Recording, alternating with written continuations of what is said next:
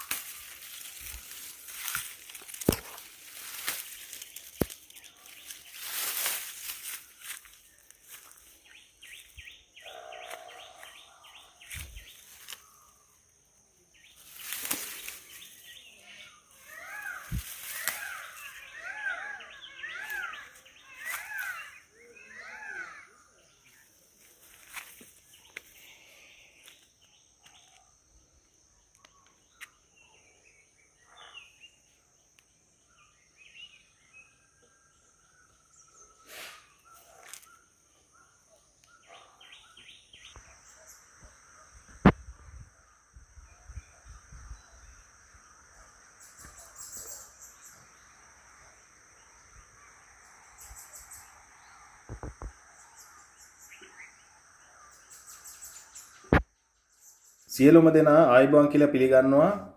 එතකොට මම ඔයාලට අද අරන් ආවා විශේෂිත කෑමක්.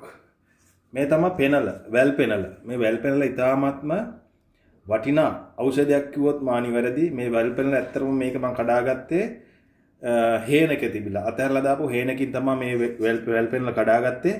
එතකොට මේ වැල් පෙනල වල විශේෂත්වය තමයි මේක ගොඩක් අපේ ශරීරයට ගොඩක්ම වටිනා ඖෂධයක්. හන්දිපත් අමාරු වගේම අපේ ශරීරයේ තියෙන ධාතු වර්ධනයට ඉතාමත්ම මහෝපකාරී වෙන බෙහෙතක් කිව්වොත් මා නිවැරදි. ඒතකොට මේක ටිකක් තිත්ත රසයෙන් හා සෙවල ගතියෙන් යුක්තයි. ඊට පස්සේ මේක මම අද ඔයාලට කියලා දෙන්න යන්නේ සම්බෝලයක් හදන විදිය. මෙන්න මේ විදියට අපි පෙනල් ටික කඩාගෙන මෙහෙම දාගන්න භාජනයකට. හොල. මෙන්න මේ විදියට අපිට මේක කඩා ගන්න පුළුවන්. එතකොට මම ඔයාලගේ ඉල්ලා සිටින මේ වීඩියෝ එක ස්කිප් කරන්න නැතුව බලන්න කියලා. ඒ වගේම තමයි මේක යාළුවන්ට බලන්නටත් ෂෙයා කරන්න කියලා ඉල්ලා සිටිනවා. එතකොට මේ සඳහා මම මෙන්න මේ විදිහට වැල් පෙනල් ටිකක් කඩාගෙන තියෙනවා. මේකට මම එකතු කරනවා රසවත් කිරීම සඳහා දෙහි ස්වල්පයක්. ඒ වගේම තමයි පොල්. ඊට පස්සේ ගම්මිරිස් කුඩු ස්වල්පයක්. ඔය වගේ එකතු කරලා මේක අපි රසට හදමු.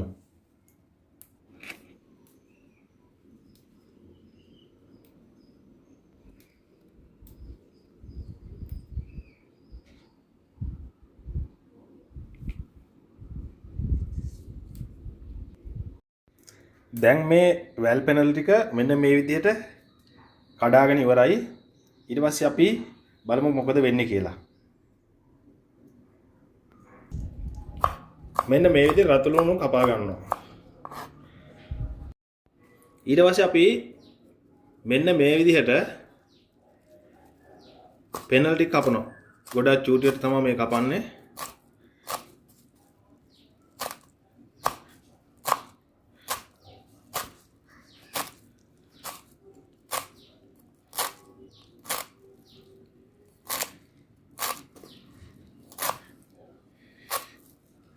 මේ පෙනල අපි කැඳවලටත් ගන්නවා. එතකොට මේ පෙනල කැඳ ඇත්තරම දිව්‍යමය ඖෂධ පානයක් කිව්වොත් නිවැරදි. ඒ වගේම තමයි උදේ පාන්දර හිස්බඩ මේ පෙනල කැඳ වීදුරුවක් බිව්වා කියන්නේ ආය දවසම ප්‍රබෝධමත්. මෙන්න මේ විදිහට ඊනියට කපා ගන්න. දැන් අපේ සම්බෝලේ අනා ගන්න තමයි යන්නේ. එතකොට මෙන්න මේ හීනියට කපාගත්ත පෙනල ටික රතුලුණු, තක්කාලි, අමු මිරිස්.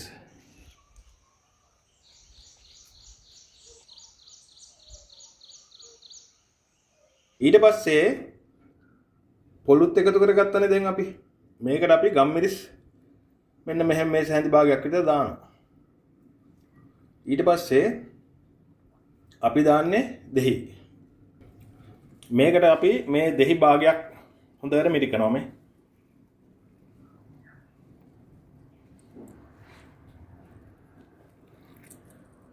ඊට පස්සේ අපිට මේ පෙනල වල තියෙන තිත්ත ගතිය නැති වෙනවා. අවසාන වශයෙන් අපිට පුළුවන් මෙන්න මේ විදිහට අනා ගන්න. මේක දැන් ඉතාමත් රසවත් ලෙස හදලා තියෙන්නේ. අපිට පොඩ්ඩක් තව මේකට දාන්න ඕන ලුණු ස්වල්පයක්. අපි ලුණු ටිකුත් මේකට එකතු කරමු. මෙන්න මේ විදිහට අපි ලුණු ස්වල්පයකුත් මේකට එකතු කරනවා. දැන් ආයෙ පාරක් අනනවා මෙන්න මේ. මෙන්න මේ විදිහට අනලා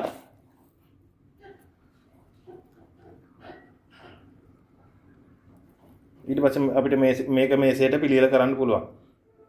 එහෙනම් වීඩියෝ එකත් එක්ක රැඳී සිටියාට බොහොමත්ම ස්තුතියි. එතකොට මම ඔයාලගෙන් ඉල්ලා සිටිනවා මේ වීඩියෝ එක කමෙන්ට් කරන්න, ලයික් කරන්න, ෂෙයා කරන්නත් අමතක කරන්න එපා කියලා. ඒ වගේම තමයි මේ වගේ වැදගත් වටිනා වීඩියෝ එකක් අරන් ඊළඟ සතියේත් ඔයාලා හමුවට එනවා. එහෙනම් රැඳී සිටියාට බොහොමත්ම ස්තුතියි.